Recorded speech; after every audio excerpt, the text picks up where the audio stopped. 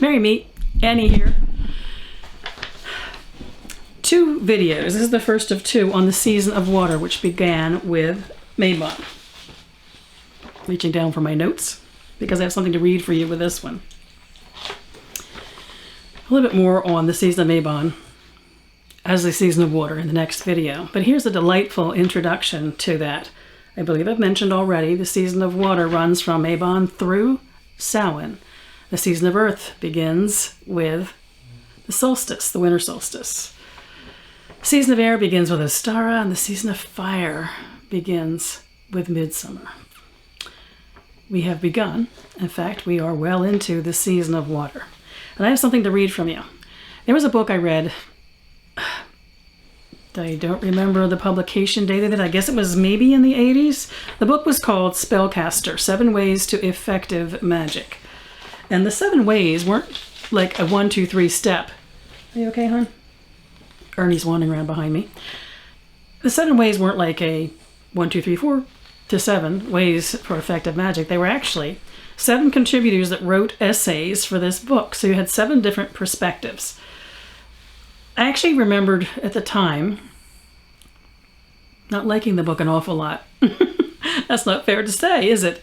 All books have something of value in them, to my experience. And I'll tell you, in this book, the something of value was the essays that were contributed by a woman named Leah Whitehorse, who wrote an essay about each of the elements.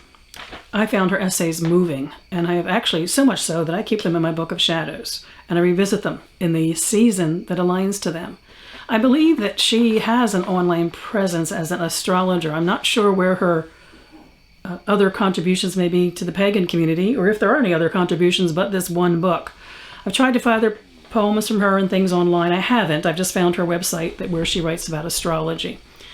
But Leah's writing in Spellcaster, the book on water, is my offering to you tonight because I love this reading, and it'll be an intro to tomorrow's more in-depth discussion on the season of water and what that might mean. Here is her words written about water. I am the tide. I am soft showers and wild flood. I am the ocean, the history of the human race. Within me are buried treasures. Across me are smooth waves to carry you and quiet you and lull you. I remind you of your life in the womb. I am the great mother. I am sister to the moon, and between us we set the pace of life, the gentle cycles of body and soul. We are set, and yet we stand for fluidity. I am the place where the sun sets.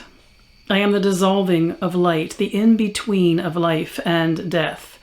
I am there in your grief, your tears, in each rise and fall of emotion. I am despair and sorrow, compassion and love. I am unconditional love. I am memory and remembrance, the land of the young and eternity. I am there in those moments when you know you have been here before. I am the recognition between you and a stranger. I echo the depths of your mind and am the wonder and fear you find there. I can wash away all that has been and reshape the landscape. I purify. I overwhelm. I am the mysterious call of whale and dolphin. I am security and the oasis. I am mystery, taboo, and procreation. I am the unknown, the hidden, and the lost. All things return to me. I am reflection, healing, and intuition. I am poetry, art, and the desire to leave something behind. I am that which cannot be expressed in words. I am unconscious desires, dreams that show you the way, prayer, and absolute peace. I am connection. I hope you enjoy those words as much as I. And I'll be sharing the other words I have from her from that book. I don't even have the book anymore. It wasn't one that I really needed to keep once I took her words out of it. Maybe you can see why and the power of what I've just shared. I wish you in this season of water, mirth and reverence, Mary Part.